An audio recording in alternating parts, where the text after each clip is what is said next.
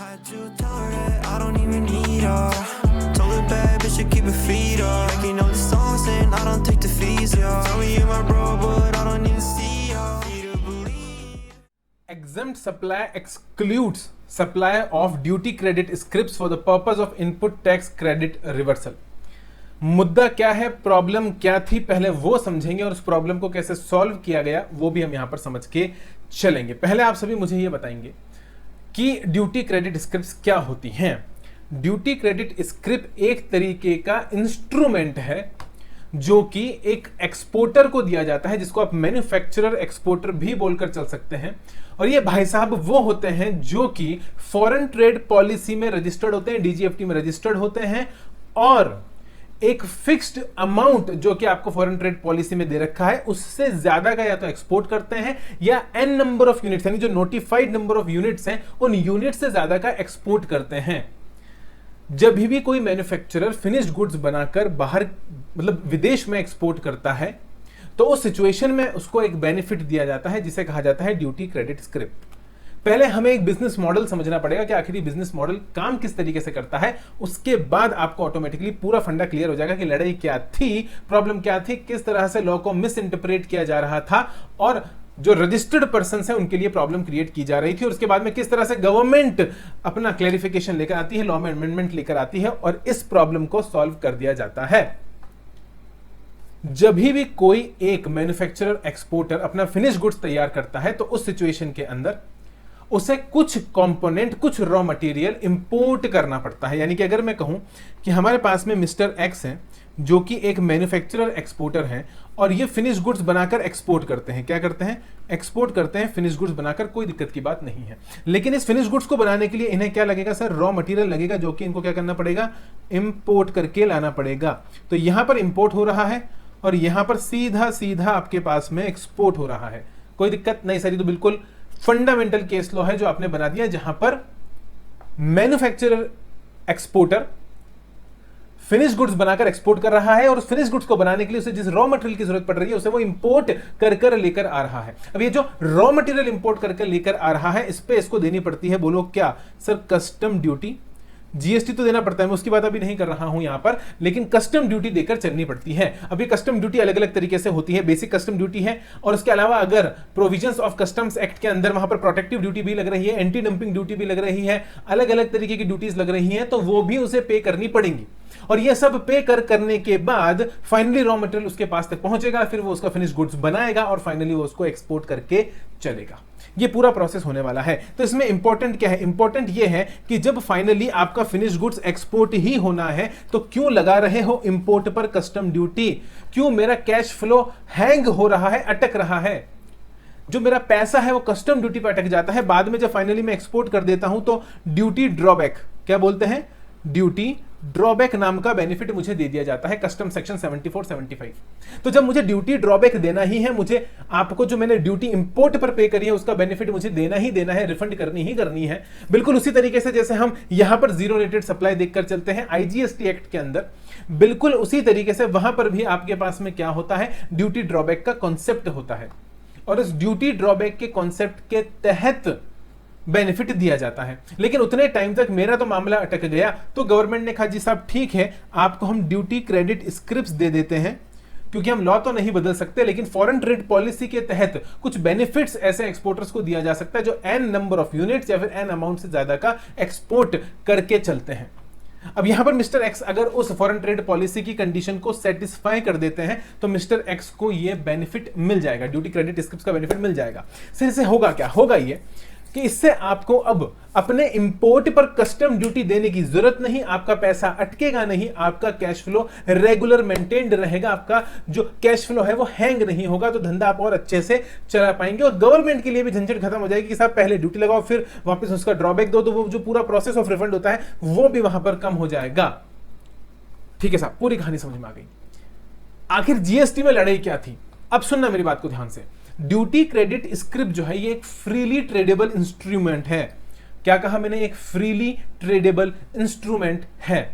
Freely tradable instrument, FTI, यानी आप इसे खरीद बेच सकते हैं। क्या बात कर रहे हो? बिल्कुल उसी तरीके से जिस तरीके से आप शेयर मार्केट में शेयर खरीदते बेचते हैं, इक्विटी शेयर्स, डिबेंचर्स, बॉन्ड्स बिल्कुल उसी तरीके से आप इसे, मैं शेयर मार्केट तो नहीं बोल रहा, वो मैंने एग्जांपल आपको दिया था, इसके लिए कोई अलग से शेयर मार्केट नहीं होता, इसे आप डायरेक्टली किसी और एक्सपोर्टर को बेच सकते हो। जैसे कि हमारे एग्जांपल मिस्टर एक्स को अगर ड्यूटी क्रेडिट स्क्रिप्ट्स मिलती हैं, फॉर एग्जांपल 100 स्क्रिप्ट्स मिली हैं, 100 स्क्रिप्ट्स में से इसने 75 यूज कर ली हैं, 25 एक्स्ट्रा बची पड़ी हैं और शायद 25 की जरूरत किसी और मिस्टर वाई को है जो कि खुद बेचारा एक एक्सपोर्टर है। मिस्टर वाई भी एक तरीके का मैन्युफैक्चरर एक्सपोर्टर है, लेकिन मिस्टर वाई के पास में उतनी ड्यूटी क्रेडिट स्क्रिप्ट्स बची नहीं है, इंपोर्ट उसने ज्यादा कर लिया है, तो क्या वो 25 स्क्रिप्ट्स इनसे खरीद सकता है मिस्टर एक्स से? The answer is yes. तो मिस्टर एक्स इसे क्या कर देगा? सोल्ड कर देगा मिस्टर वाई को, और फिर मिस्टर वाई अपने बिजनेस में इन ड्यूटी क्रेडिट स्क्रिप्ट्स को यूज कर सकता है, और फ्री में तो बेचेगा नहीं साहब। फॉर एग्जांपल यहां पर ले लिए जाते हैं आपसे 1 लाख रुपए, तो क्या 1 लाख रुपए में बेचा जा सकता है? The answer is yes. तो जब ये फ्रीली ट्रेडेबल है, इनका मार्केट में कुछ ना कुछ रेट होता है, उस रेट पर इसे सामने वाले एक्सपोर्टर को बेचा जा सकता है। तो उसी तरीके से यहां पर मिस्टर एक्स ने भी इसे बेच दिया। अब क्योंकि यहां पर सेल हो गई तो जीएसटी तो आना ही आना है। जीएसटी मैंने बोला ना, where there is a transaction there is a GST, where there is a transaction or any activity there is a supply, just you have to check whether it is in the course or furtherance of business or not। Section 2 clause 16 business की definition hit हो रही है कि नहीं हो रही है, आपको बस ये चेक करके चलना होता है, वरना मैंने बोल ही दिया जहां ट्रांजैक्शन है वहां जीएसटी है। देखो पहला ट्रांजैक्शन यहां था, फिर यहां था, अगर आप उल्टा देखना चाहते हैं तो this become your first transaction, क्योंकि आप पहले इंपोर्ट करोगे, फिर आप जाके एक्सपोर्ट करोगे, और फिर जाकर कहीं पर आपको ये ड्यूटी क्रेडिट स्क्रिप्ट्स का बेनिफिट मिलेगा, और फिर कहीं पर जाकर आपको इसे आगे बेचना होगा। तो चार ट्रांजैक्शंस हैं।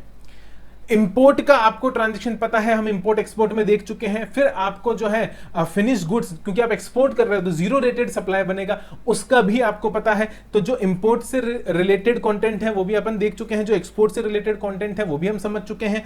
फिर जो फ्रीली ट्रेडेबल आपको ये इंस्ट्रूमेंट मिल रहा है, ये बिना कुछ करे मिल रहा, मतलब एक कंडीशन सेटिस्फाई कर रहे हो, इसके बदले में आप कुछ गवर्नमेंट को दे नहीं रहे हो, तो यहां पर कंसीडरेशन टेक्निकली है ही नहीं, यहां पर कंसीडरेशन टेक्निकली है ही नहीं, क्योंकि एक्सपोर्ट के बदले फॉरेन ट्रेड पॉलिसी से आ रहा है, तो इसके तहत कोई जीएसटी आपको पे करने की जरूरत है नहीं। और मजे की बात, जो 4th नंबर की बात है, जहां पर आप इसे बेच रहे हो, जहां पर आप इसे बेच रहे हो, अब मैं लिखूंगा यहां पर sale of duty credit scripts, तो मालिक इसे गवर्नमेंट ने कर दिया है एग्जेम्प्ट। जी हाँ, ड्यूटी क्रेडिट स्क्रिप्ट्स को गुड्स माना गया है, सर्विस नहीं माना गया है, और गुड्स मानकर इसे एग्जेम्प्ट कर दिया गया है, यानी ड्यूटी क्रेडिट स्क्रिप्ट्स की जो सेल है वो एग्जेम्प्ट है। बस यहीं से सारी लड़ाई आपकी शुरू हो जाती है। जैसे ही आप ये बोल देते हैं कि ड्यूटी क्रेडिट स्क्रिप्ट्स एग्जेम्प्ट है, सारी की सारी लड़ाई आपकी यहीं से शुरू हो जाती है, क्योंकि जहां आपकी आउटवर्ड सप्लाई एग्जेम्प्ट हो जाती है, जीएसटी ऑफिसर्स मेरे प्यारे जितने भी हैं, उन सब की दिमाग की बत्ती चालू हो जाती है, और वो कहते हैं साहब अब तो भैया छोड़ेंगे नहीं, एग्जाम्ड सप्लाई है। जब एग्जाम सप्लाई होती है तो वो आंख बंद कर लेते हैं और रूल 42 लगा देते हैं। This is my biggest problem. आंखें बंद नहीं करनी है, इंटरप्रिटेशन को समझो, लॉ को समझो, अरे भैया जो हो रहा है उसकी डीप रूट तक जाओ और समझने की कोशिश करो कि वाकई में क्या इस एग्जाम सप्लाई के अगेंस्ट मुझे रूल नंबर 42 लगाना चाहिए कि नहीं लगाना चाहिए। समझने की कोशिश करेंगे ट्रांजैक्शन क्या बन रहा है। ट्रांजैक्शन ये बन रहा है कि मिस्टर एक्स को गवर्नमेंट ने ड्यूटी क्रेडिट स्क्रिप्ट्स दी है, इसके अलावा मिस्टर एक्स जो है अपना एक्सपोर्ट करके चलते हैं, बढ़िया, कोई दिक्कत की बात नहीं है। तो मिस्टर एक्स का एक्सपोर्ट का धंधा तो चल ही रहा है और वहां पर उनका टर्नओवर हो ही रहा है। फॉर एग्जांपल 10,000 रुपए का अगर उन्होंने एक्सपोर्ट करा है, जीरो रेटेड सप्लाई करी है, और उसी के साथ साथ उन्हें गवर्नमेंट ने ड्यूटी क्रेडिट स्क्रिप्ट दे दी थी, और ड्यूटी क्रेडिट स्क्रिप्ट देने के कारण उन्होंने उस ड्यूटी क्रेडिट स्क्रिप्ट का भी क्या कर लिया, ट्रांजैक्शन कर लिया, यानी उसे भी उन्होंने बेच दिया। फॉर एग्जांपल 2,000 का उन्होंने ड्यूटी क्रेडिट स्क्रिप्ट को बेचा, तो ये भी उनका एग्रीगेट टर्नओवर हो गया। तो क्या zero rated supply aggregate turnover का पार्ट होता है? The answer is yes. क्या आपके पास में जो transaction in relation to duty credit script हुआ है, क्या वो भी आपके पास में एग्रीगेट टर्नओवर का पार्ट होता है? द आंसर इज यस, वो भी आपके पास में एग्रीगेट टर्नओवर का पार्ट होता है। अब बात यह है कि साहब पीछे से क्या मैं इनपुट लेकर आ रहा हूंगा? The answer is yes. अब यहां पर कुछ इनपुट्स जो आ रही होंगी वो तो कहां से आ रही होंगी? वो तो आ रही होंगी इंपोर्ट के थ्रू, और बाकी आ रही होंगी, हो सकता है मैं डोमेस्टिक यानी DTC, domestic tariff area, DTA domestic tariff area से भी, यानी कि विद इन इंडिया से भी इनपुट्स खरीदता हूं। हाँ जी सर, वो भी आप खरीद सकते हो। यहां पर मैंने आपको ये बताया नहीं, ये मुद्दा छेड़ा नहीं कि भैया सिर्फ और सिर्फ कस्टम ड्यूटी को ही माफी मिली है, यानी कि इंपोर्ट पे लगने वाला जो आईजीएसटी है, इंपोर्ट ऑफ गुड्स पे लगने वाला जो आईजीएसटी है, उसका आपको क्रेडिट मिल जाएगा, लेकिन उससे छूटकारा नहीं मिलेगा, यानी कि आपको पे करके तो चलना पड़ेगा। यानी जो छूट मिली है वो सिर्फ और सिर्फ ड्यूटी के रेस्पेक्ट में मिली है। इस ड्यूटी क्रेडिट स्क्रिप्ट से अगर आप बेनिफिट उठा सकते हो तो कस्टम ड्यूटी के रेस्पेक्ट में, ना कि जीएसटी के रेस्पेक्ट में। आपको जीएसटी तो पे करके चलना ही पड़ेगा इंपोर्ट के ऊपर, यानी जो इनपुट, जो रॉ मटेरियल लेकर आए हो उस पर आपने जीएसटी पे करा है, और अगर आपने जीएसटी पे करा है तो कहीं ना कहीं उसका क्रेडिट आपको अवेल करना ही पड़ेगा, यानी उसके क्रेडिट का बेनिफिट आपको दे दिया जाएगा। तो अगर मैं आरसीएम के अंदर इंपोर्ट ऑफ गुड्स पर आरसीएम के अंदर अगर मैं जीएसटी पे करके चल रहा हूं, और हालांकि इसको आरसीएम नहीं, इसको फॉरवर्ड कर दिया गया है कहां पर, कस्टम्स के अंदर। आरसीएम में इसलिए बोल रहा हूं क्योंकि रिवर्स चार्ज में पे हो रहा है ना, सप्लायर तो पे कर नहीं रहा, तो कॉन्सेप्ट तो आरसीएम का ही लग रहा है, लेकिन लेवी ये कस्टम्स एक्ट रहा है, लेवी ये वहां हो रहा है कस्टम्स एक्ट के अंदर। ये वाला आईजीएसटी कस्टम्स एक्ट के अंदर लेवी होने के कारण इसका क्रेडिट मुझे मिल जाएगा, कोई दिक्कत की बात नहीं है। इसके अलावा अगर मैं डोमेस्टिक टेरिफ एरिया यानी कि विद इन इंडिया से, इंडिया में भी तो हो सकता है मैं रॉ मटेरियल खरीद लूं, हो सकता है यहां मुझे सस्ता रॉ मटेरियल मिल जाए, तो मैं यहां से भी रॉ मटेरियल खरीद सकता हूं अगर, तो उस पर भी तो मेरा क्रेडिट होगा। कहने का मतलब बस मेरा इतना सा है, समझाने का मतलब कि मेरे पास में अच्छा खासा इनपुट टैक्स क्रेडिट होगा कि नहीं होगा, बताओ। हाँ जी सर, आपके पास में अच्छा खासा इनपुट टैक्स क्रेडिट रखा होगा, नो डाउट। आउटपुट लायबिलिटी बनेगी क्या, ये आपने कर दिया मेरा एग्जेम्प्ट, EXEMPT एग्जेम्प्ट कर दिया। और यहां पर मैं हो सकता है with payment of tax export कर रहा हूं, हो सकता है मैं यहां पर with payment of tax export करके चल रहा हूं। और अगर मैं यहां पर with payment of tax export करके चल रहा हूं तो क्या मैं अपना आईटीसी सेट ऑफ नहीं करा रहा हूंगा? सर बिल्कुल, आपका इनपुट टैक्स क्रेडिट यहां पर सेट ऑफ होकर चल रहा होगा। अब सिंपल सी बात है कि अगर मेरा यहां पर आउटपुट लायबिलिटी यानी कि सिर्फ नाम के लिए जीरो रेटेड सप्लाई में 10,000 की बन जाती है, और फिर मैं उसमें से मेरा 10,000 का 10,000 आईटीसी से पे कर देता हूं, तो मेरे पास यहां पर कुछ भी पे करने के लिए नहीं रहेगा कैश लेजर से, और मैं उसका बाद में रिफंड ले लूंगा ऑटोमेटिकली। रूल 96 से मेरे को रिफंड मिल जाएगा। वो प्रोसीजर पूरा का पूरा आपको पता है, वहां कोई दिक्कत की बात नहीं है। मुझे बस इतना सा बता दीजिए कि आखिर इस एग्जेम्प्ट सप्लाई का आप क्या करेंगे, क्योंकि यहां पर मेरी एक एग्जेम्प्ट सप्लाई भी हो रही है और वो हो रही है ड्यूटी क्रेडिट स्क्रिप्ट की। ऑफिसर्स ने क्या करा, जीएसटी ऑफिसर्स ने क्या करा, यहां पर बहुत ही बड़ी गड़बड़ कर दी। उन्होंने साहब नोटिस इशू कर दिए। जी हां, उन्होंने नोटिस इशू करने चालू कर दिए। अब यहां पर दो तरीके से बातें हो सकती हैं। एक जो व्यू पॉइंट था, एक जो थॉट था, वो तो मैं आपको बताऊंगा, वो तो बहुत ही ज्यादा खतरनाक थॉट जीएसटी ऑफिसर ने लगा दिया अपना कॉन्सेप्ट यहां पर। मतलब मैं सोच भी नहीं सकता कि इतना पावरफुल इंटरप्रिटेशन भी कोई कर सकता है। लेकिन जो थॉट नंबर 1 है, देखो thought number 1, thought number 2। Thought number 1 के तहत लोगों ने कुछ नहीं करा, वही जीएसटी ऑफिसर्स ने रूल नंबर यहां पर 42 लगा दिया और बोल दिया कि भैया प्रोपोर्शनेट करना ही पड़ेगा।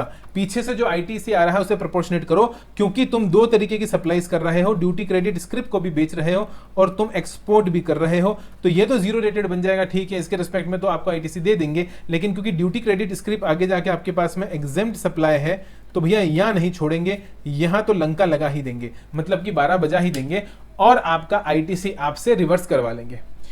आपका आईटीसी आपसे रिवर्स करवा लिया जाएगा to the extent of the supply of duty credit script. मुझे एक बात बताइएगा, थॉट नंबर 2 पर चलेंगे, लेकिन पहले मैं आपके साथ एक केस डिस्कस करना चाहता हूं।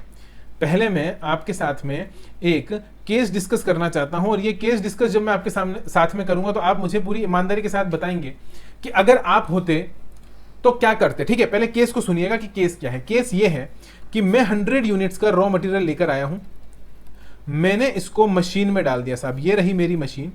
इस मशीन के अंदर मैंने यहां पर इनपुट भर दिया है और यहां से मेरा फिनिश्ड गुड्स बाहर आता है। ठीक है, ओके सर। अब होता यह है कि ये एक को यहां पर जगह छोड़ रखी है कि अगर कुछ निकलना होगा एक्स्ट्रा तो यहां से निकल जाएगा। 100 यूनिट ऑफ रॉ मटेरियल मैंने डाला, जिसके अंदर आपके पास में ऑलमोस्ट 70 यूनिट्स का बन गया फिनिश्ड गुड्स। लेकिन इस मैन्युफैक्चरिंग प्रोसेस के तहत आपके पास में 15 यूनिट्स का बन जाता है बाय प्रोडक्ट। आई होप आप बाय प्रोडक्ट बहुत अच्छे से जानते हैं। जो मेरे चार्टर्ड अकाउंटेंट फ्रेंड्स हैं, कलीग्स हैं, वो तो बहुत अच्छे से जानते होंगे कि हमने मैनेजमेंट अकाउंटिंग के अंदर धाप धाप के बाय प्रोडक्ट का ट्रीटमेंट किया है, कंट्रीब्यूशन पर यूनिट कैलकुलेट करा है, वेरिएबल कॉस्ट निकाली है, हर तरीके से हमने बहुत सारी पढ़ाई करी है मैनेजमेंट अकाउंटिंग की, पूरा का पूरा पेपर पढ़ के निकलते हैं, वहाँ पर बाय प्रोडक्ट का अपने आप में काफ़ी लंबा चौड़ा ट्रीटमेंट होता है, नॉर्मल लॉस, अब नॉर्मल लॉस। तो बात यह है साहब कि जब मैं बात करता हूँ 15 यूनिट्स का आपके पास में क्या बन चुका है, एक बाय प्रोडक्ट बन चुका है। अब होता क्या होगा, इस बाय प्रोडक्ट को उस कंपनी का मालिक खाता तो नहीं होगा बैठकर फैक्ट्री के अंदर के साहब मैं खाऊंगा, जितना भी बाय प्रोडक्ट बनेगा सब गिटक जाऊंगा, सब पचा लूंगा, ऐसा तो नहीं होता होगा ना। तो देखो सबसे पहले क्या होता होगा, सबसे पहले जो फिनिश गुड्स है वो तो बेचेंगे साहब, क्योंकि वो तो बना ही रहे हैं बेचने के लिए फिनिश गुड्स। लेकिन दूसरे नंबर पे मेरा बाय प्रोडक्ट भी तो बिक रहा है, मेरा बाय प्रोडक्ट भी तो बिक रहा है। मुझे एक बात बताओ, क्या ये बाय प्रोडक्ट बनाने का मेरा इंटेंशन था? The answer is no. क्या ये बाय प्रोडक्ट मैं बनाना चाहता हूं? The answer is no. क्या इस बाय प्रोडक्ट को बनने से मैं रोक सकता हूं? The answer is no. ना मैं इस बाय प्रोडक्ट को बनने से रोक सकता हूं, ना ये बाय प्रोडक्ट मैं बनाना चाहता हूं, ये तो बनेगा ही बनेगा, क्योंकि ये मेरे फिनिश्ड गुड्स को बनाने में मदद करता है। जब तक मेरा फिनिश गुड्स नहीं बनेगा तब तक बेचूंगा क्या? तो फिनिश गुड्स बनाऊंगा तो बाय प्रोडक्ट बनेगा, मैं इसको रोक भी नहीं सकता। ये प्रोसेस का पार्ट है और ये नेचुरल प्रोसेस है। जाके भगवान से बात करो यार कि उन्होंने ये चीजें क्यों बनाई इस तरीके की, क्यों उन्होंने ऐसा सिस्टम बनाया जहां पर इस रॉ मटेरियल से ये फिनिश गुड्स बनाने पर ये बाय प्रोडक्ट बनता ही बनता है। अब ये बाय प्रोडक्ट बन गया तो क्या करूं? अपने पास रखे रखो? नहीं सर, बेचना पड़ेगा। अरे जब मेरे को एक्स्ट्रा इनकम मिल रही है तो उसमें दिक्कत की क्या बात है, मैं तो इसको बेचूंगा। अब बात यह है कि पीछे से जो रॉ मटेरियल खरीद के लाया, क्या वो रॉ मटेरियल इन 15 यूनिट्स को बनाने में यूज हुआ? हाउ कैन यू से दिस थिंग? मेरा 1 रुपए का भी इंटेंशन था, या फिर क्या यहां पर किसी भी तरीके से इस 100 यूनिट्स ऑफ रॉ मटेरियल को एलोकेट किया जा सकता है बाय प्रोडक्ट के लिए? The answer is no, because by product is an automatic generation of units of a particular commodity which is never required during the process of manufacturing, or the manufacturer didn't require this thing, नहीं चाहिए उसको। तो 100 unit से 70 units of finish goods ही बनेगा, 100 units of raw material से 70 units of finish goods ही बनेगा बनेगा बनेगा। इसका कोई ऑल्टरनेटिव नहीं है मेरे पास में। अब अगर 15 यूनिट्स ऑफ बाय प्रोडक्ट उसके बीच में बन रहा है, हाउ कैन यू से, किस ग्राउंड पर आप ये बोल रहे हो कि भैया जी ये 100 यूनिट जो है ये इस 15 यूनिट्स के लिए भी काम में आया होगा? नहीं आया। मैं कह रहा हूं नहीं आया। इससे 70 यूनिट ऑफ फिनिश गुड्स ही बनेगा। ये पूरा का पूरा 70 यूनिट ऑफ फिनिश गुड्स को बनाने में काम में आया है। आप समझने की कोशिश करिए। ये 15 यूनिट ऑटोमेटिकली जनरेट होंगे, चाहे आप कुछ भी कर लो। आप 100 की जगह 50 रॉ मटेरियल के यूनिट्स डाल दो, चाहे 150 रॉ मटेरियल के यूनिट्स डाल दो, ये 70 यूनिट्स ही बनेंगे और ये 15 यूनिट ऑफ बाय प्रोडक्ट बनेगा। मतलब इस प्रोपोर्शनेट में ही आपका फिनिश गुड्स या आपका बाय प्रोडक्ट जनरेट होगा। तो ये बात कंफर्म है कि यहां पर क्योंकि मैं फिनिश गुड्स बनाने के लिए रॉ मटेरियल डाल रहा हूं और मेरा raw material is directly attributable to the finish goods, यहां पर बाय प्रोडक्ट का कहीं से भी किसी भी तरीके से लेना देना नहीं है मेरे रॉ मटेरियल के साथ। तो क्या इस पर मिलने वाले आईटीसी को आप ब्लॉक करवा दोगे या आप प्रोपोर्शनेट करवा दोगे? आप कहोगे साहब इस आईटीसी का इस्तेमाल इस बाय प्रोडक्ट के लिए भी हुआ है, मैं कह रहा हूं 1 रुपया भी नहीं हुआ, और देख लीजिए कहां हुआ है। तो यही जेएसडब्ल्यू स्टील, ये देखिए साहब, यही मुद्दा सामने आया जेएसडब्ल्यू स्टील के केस में 2015 के अंदर, जहां पर हाई कोर्ट ने कहा कि that credit of that quantity of inputs which are necessary to manufacture the intended quantity of final product will be allowed if in that process certain unintended byproduct emerges as a technical necessity, then it cannot be said that part of the said input has been used in the manufacture of the byproduct। तो high court ने क्या कहा? High court ने कहा कि भैया जी जितना भी क्वांटिटी आपके पास में क्रेडिट यूज हुआ है फाइनल प्रोडक्ट बनाने के लिए, उतना आपको अलाउ किया जाएगा, उतना तो इनपुट आपको अलाउ किया जाएगा जो आपने फाइनल प्रोडक्ट बनाने के लिए इनपुट यूज किया, उसका आईटीसी तो आपको मिलेगा ही मिलेगा। अगर उस प्रोसेस में अनइंटेंडेड बाय प्रोडक्ट बन भी जाता है तो आप ये नहीं कह सकते, कैन नॉट बी सेड कि इनपुट का इस्तेमाल उस बाय प्रोडक्ट को बनाने में किया गया होगा। भैया हमने कहीं से भी उस इनपुट का इस्तेमाल उस बाय प्रोडक्ट को बनाने में नहीं करा, तो जब मैंने उस बाय प्रोडक्ट को बनाने में इनपुट का इस्तेमाल करा ही नहीं और ये खुद कोर्ट इस बात को समझ रहा है, तो कैसे आप मेरा आईटीसी वहां पर प्रोपोर्शनेट कर देंगे? विचार कीजिएगा साहब ईमानदारी के साथ, क्या आप मेरा आईटीसी प्रोपोर्शनेट कर सकते हैं? ये क्या मेरा आईटीसी प्रोपोर्शनेट होना चाहिए? क्या इस बाय प्रोडक्ट को बनाने के पीछे मेरी नीतिमत्ता है? Is it in the course or furtherance of business? No, it is in the course or furtherance of the manufacturing that I cannot change at all. So you should have to understand this thing कि यहां पर same concept apply हो रहा है duty credit scripts के अंदर भी। क्या बात कर रहे हो सर? हां, क्योंकि ड्यूटी क्रेडिट स्क्रिप्ट में भैया क्या मैं मांग रहा हूं क्या कि मेरे को ड्यूटी क्रेडिट स्क्रिप्ट्स दो? ये ऑटोमेटिक प्रोसेस है जो मुझे फॉरेन ट्रेड पॉलिसी से मिलने वाला बेनिफिट है, और ये मुझे डायरेक्टली मिल रहा है, ये मुझे डायरेक्टली मिल रहा है। ये प्रोसेस का पार्ट है कि अगर मैं इतना एक्सपोर्ट कर देता हूं तो मुझे इतनी ड्यूटी क्रेडिट स्क्रिप्ट्स मिलेंगी। It is a by product. किसका बाय प्रोडक्ट? मैं जो एक्सपोर्ट कर रहा हूं उस एक्सपोर्ट का ये बाय प्रोडक्ट है। ये क्या है? बाय प्रोडक्ट है। किसका? जिस एक्सपोर्ट को मैं कर रहा हूं उसका बाय प्रोडक्ट है। अब अगर इस बाय प्रोडक्ट को मैं बेच रहा हूं तो क्या पीछे से आने वाले आईटीसी को आप इस बाय प्रोडक्ट तक एलोकेट कर दोगे? क्या आप ये कह दोगे भैया इसमें भी एलोकेशन होना चाहिए? The answer is all together no. I hope अब आप लिंक कर पा रहे हो दोनों एग्जांपल्स को। मैंने इसलिए वो एग्जांपल दिया ताकि मैं आपको समझा सकूं कि बिल्कुल डीसीएस यानी कि ड्यूटी क्रेडिट स्क्रिप्ट भी एक तरीके का बाय प्रोडक्ट ही है जो मुझे एक्सपोर्ट करने पर फॉरेन ट्रेड पॉलिसी के तहत दिया जा रहा है, और इसकी सेल से मेरे इनपुट टैक्स क्रेडिट का कोई लेना देना नहीं है। क्योंकि मेरा इनपुट टैक्स क्रेडिट सोचो ना, डीसीएस के लिए तो यूज ही नहीं हुआ भाई। डीसीएस तो ऑटोमेटिक आ रहा है ना। मैं अपना ऐसा तो है नहीं कि भैया अगर एक बात हो मैं ये आईटीसी लूंगा नहीं, एक्सपोर्ट होगा नहीं, डीसीएस आएगा नहीं, ड्यूटी क्रेडिट स्क्रिप्ट आएगा नहीं, तो सोचो ना मैं मशीन में गुड्स डालूंगा नहीं, फिनिश गुड्स बनेगा नहीं, तो बाय प्रोडक्ट आएगा नहीं।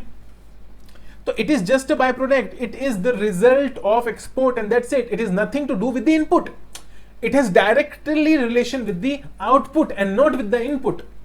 इस बाय प्रोडक्ट का जो रिलेशन है वो डायरेक्टली किससे? Finish goods. एक बात बताओ, जितने यूनिट्स ऑफ फिनिश गुड्स बनाओगे उतना ही प्रोपोर्शनेट आपका बाय प्रोडक्ट बनेगा। अब फिनिश गुड्स मत बनाओ, बाय प्रोडक्ट नहीं बनेगा। तो सोचो कि बाय प्रोडक्ट का लेना देना किससे हुआ? आउटपुट से कि इनपुट से? Your by product is directly proportionate to the output and not with the input.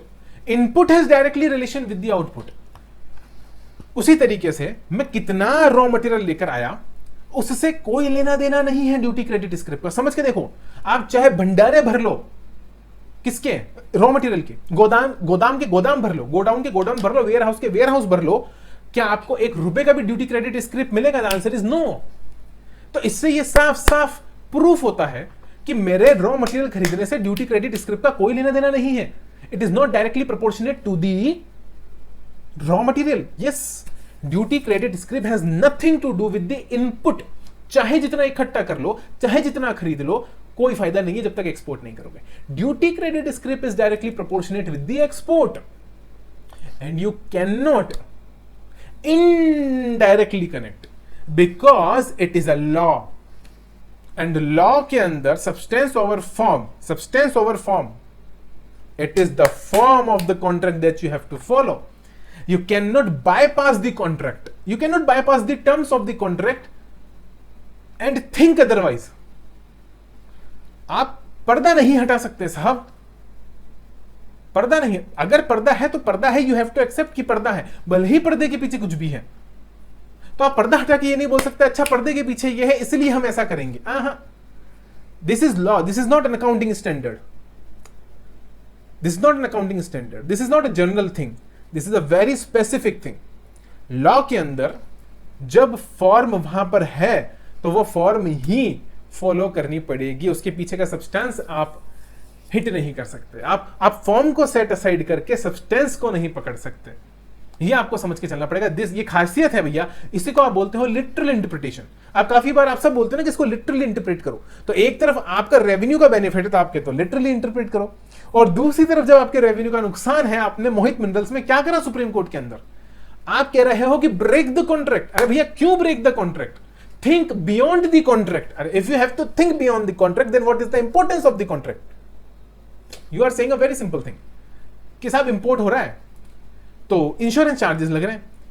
अब क्योंकि इंश्योरेंस चार्जेस रिकवर तो फॉरेन एक्सपोर्टर से ही किए जा रहे हैं, मतलब अगर मैं फॉर एग्जांपल अगर मैं यहां पर एक्सपोर्ट कर रहा हूं तो फॉरेन इंपोर्टर होगा, तो फॉरेन इंपोर्टर से क्योंकि मैं यहां पर क्या कर रहा हूं, बताइए साहब क्या कर रहा हूं, मैं पैसे ले रहा हूं साहब, सीआईएफ कॉन्ट्रैक्ट है, वहां सीआईएफ की तो लड़ाई थी, तो अगर मैं सीआईएफ कॉन्ट्रैक्ट के तहत सामने वाले से ही वसूल रहा हूं और वही इंश्योरेंस कंपनी को दे रहा हूं, तो आपने क्या बोल दिया कि सर इसका मतलब तो ये डायरेक्टली ही पे हो गया। अरे ऐसे कैसे डायरेक्टली पे हो गया भाई, कॉन्ट्रैक्ट ही दो अलग अलग हैं। आप तो कह रहे हो कि डायरेक्टली, क्योंकि directly you can not break the contract and think otherwise. क्या आप तो डायरेक्टली ही उसको सोच रहे हो कि अच्छा ये इसलिए हुआ था क्योंकि इंटेंशन तो वही था। आप इंटेंशन देखकर लॉ फॉलो नहीं कर सकते। आपको लॉ फॉलो करने के लिए जो रिटन रिकॉर्ड्स हैं उसी तक सीमित रहना पड़ेगा, जो लिटरल इंटरप्रिटेशन है वही फॉलो करना पड़ेगा। आप हार्मोनियस इंटरप्रिटेशन कर लो, लिटरल इंटरप्रिटेशन कर लो, बट ये कौन सा इंटरप्रिटेशन कर रहे हो जहां पर आप you are going beyond the boundaries of the law, beyond the boundaries of the contract itself. Contract act की जरूरत ही क्या साहब, आप कॉन्ट्रैक्ट एक्ट को सेट असाइड कर दीजिए। Think about this. उसी तरीके से यहां पर भी आप ये नहीं बोल सकते कि क्योंकि एक्सपोर्ट हुआ और एक्सपोर्ट हुआ इसलिए ड्यूटी क्रेडिट स्क्रिप्ट आई, इसलिए हम इनपुट को ड्यूटी क्रेडिट स्क्रिप्ट से जोड़ देंगे ना, वो गलत हो जाएगा, वो गलत हो जाएगा। अब बात सुनो, बात यहां तक तो ठीक थी कि आप कुछ जो ऑफिसर्स, मैंने कहा था ना थॉट नंबर 2 भी है, ये तो मैंने आपको क्या बताया, ये तो मैंने आपको थॉट नंबर 1 बताया जहां पर इन्होंने रूल नंबर 42 लगाया। अच्छा, पहले मैं आपको एक क्लैरिफिकेशन दे देता हूं कि इसका रिजल्ट क्या हुआ। रिजल्ट ये हुआ दोस्तों कि एक्सप्लेनेशन के अंदर गवर्नमेंट को ये लिखना पड़ गया, क्योंकि मैंने बताया ना ये एग्जाम्प्ट है, तो गवर्नमेंट को ये लिखना पड़ गया कि भैया रूल 42 की या रूल 43 की जो कॉमन एक्सप्लेनेशन रूल 43 के बाद में आपको दे रखी है, रूल 42 और 43 की जो एक्सप्लेनेशंस आपको 43 के बाद में दे रखी है, उसके अंदर लिख दिया कि for the purpose of computing the turnover आप जो है डीसीएस का टर्नओवर इंक्लूड नहीं करेंगे। और यही चीज मैंने आपकी इस बुकलेट में भी डाल के रख दी है। ये देखिए साहब, रूल 43 के बाद रूल 42 और 43 की जो कॉमन एक्सप्लेनेशंस दे रखी हैं उसके अंदर क्लियर कट तरीके से इन्होंने लिख दिया कि for the purpose of rule 42 and this rule is hereby clarified कि aggregate turnover of exempt supplies के अंदर क्या नहीं आएगा, यानी कि आपको क्या एक्सक्लूड कर देना है, the value of supply of duty credit script specified in the notification number 35/2017 central tax rate, यानी कि 35/2017 सेंट्रल टैक्स रेट में जो वैल्यू बताई है ड्यूटी क्रेडिट स्क्रिप्ट की जिसे एग्जेम्प्ट किया गया है उसे इंक्लूड नहीं करना है। बोलो किसके अंदर, एग्रीगेट सप्लाईज के टर्नओवर, मतलब जो आपकी एग्रीगेट सप्लाईज है, मतलब कि एग्रीगेट टर्नओवर है। एग्रीगेट टर्नओवर किसका, एग्रीगेट टर्नओवर आपका एग्जाम्प्ट सप्लाईज का, aggregate turnover of exempt supplies उसके अंदर इंक्लूड नहीं करना है, उसमें से एक्सक्लूड कर देना है। उसमें आएगा तो सही, क्योंकि इनिशियली तो ये एग्जेम्प्ट ही था, इनिशियली तो ये एग्जाम सप्लाई है, तो टोटल एग्जाम सप्लाईज में इंक्लूड तो होगी अगर आप अकाउंटिंग एंट्री डालेंगे तो, लेकिन आपको at the time of computing under rule 42 और रूल 43 प्रोपोर्शनेट करते वक्त स्पेसिफिकली उसे एक्सक्लूड कर देना है। ये समाधान हो गया, ये आपका अमेंडमेंट खत्म हो गया। लेकिन फिर भी मैं बताऊंगा कि थॉट नंबर 2 क्या था।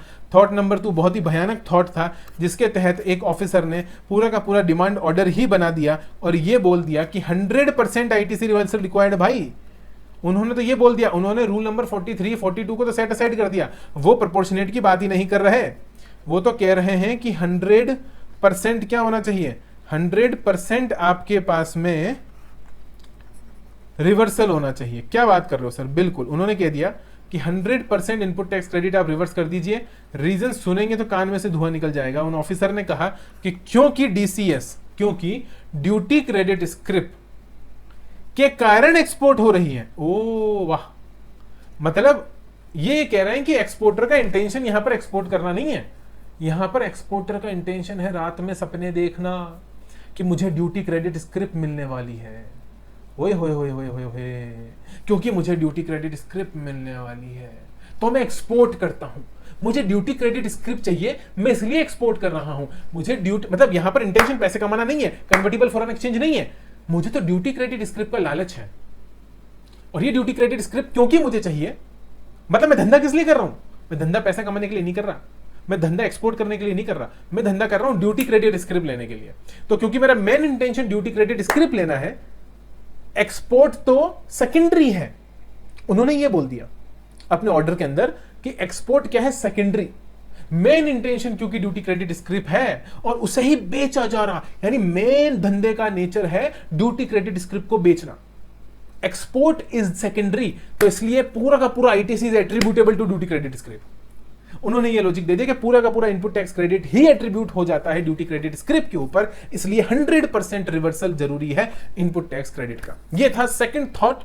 मुझे नहीं पता साहब आपने जो ऑफिसर थे उन्होंने क्या सोचकर, क्या समझकर ये निर्णय लिया या ये इंटरप्रिटेशन कंप्यूट किया, बट जैसा कि मैंने बताया it is very very specific, it is very very conditional. जब वो कंडीशन सेटिस्फाई होती है तभी ड्यूटी क्रेडिट स्क्रिप्ट मिलती है, तो कंडीशन सेटिस्फाई करने के लिए डेफिनेटली प्राइमरी एक्टिविटी एक्सपोर्ट ही मानी जाएगी। अब एक्सपोर्ट को सेकेंडरी नहीं बोल सकते, ड्यूटी क्रेडिट स्क्रिप्ट को आप प्राइमरी बोलकर पूरा का पूरा input tax credit duty credit slip के लिए एट्रीब्यूट नहीं कर सकते हो। और वैसे भी मैंने बता दिया कि सरकार ऑलरेडी क्लैरिफिकेशन ला चुकी है इस एक्सप्लेनेशन के थ्रू, तो फिर तो बात ही खत्म हो जाती है। एक नया क्लॉज उन्होंने इंसर्ट कर दिया है यहाँ पर, that is your clause D. तो क्लॉज डी के तहत अब आप पीछे नहीं हट सकते हो, अब आपको ये मान के चलना पड़ेगा कि हाँ भाई हाँ बात तो सही है, बात तो सही है, इसे एक्सक्लूड करके चलना पड़ेगा एग्जाम सप्लाईज में से।